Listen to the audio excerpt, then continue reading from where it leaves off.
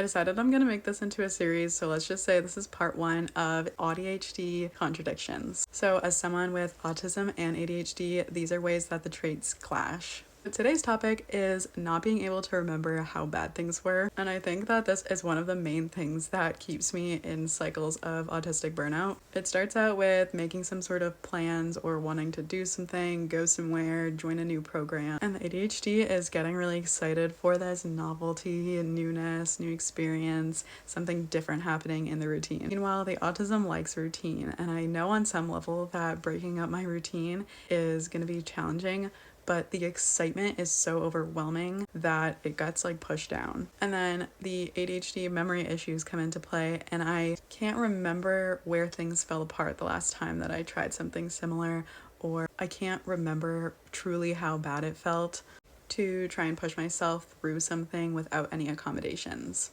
And then it's also hard to conceptualize time and like how plans are actually going to play out. So I get into this thing of convincing myself it's not that bad, it's not going to be that long, it's not going to be that intense, it's going to be fine. You don't need to set up any sort of accommodations for yourself. And then I go through and either push myself through it and overdo it or end up giving up on whatever it is. But by the time that I realize it's too much, I'm already quite overstimulated. And in more extreme scenarios like school, where I was pushing myself for several years, I end up in autistic burnout. University was a really big one where it showed up for me because I would just go through the semester pushing myself through and feeling horrible, and then the summer would roll around, and then by the end of the summer I would be like, I was dramatic back then, it's totally fine. So I would continue with the new semester, and then it would just be bad all over again.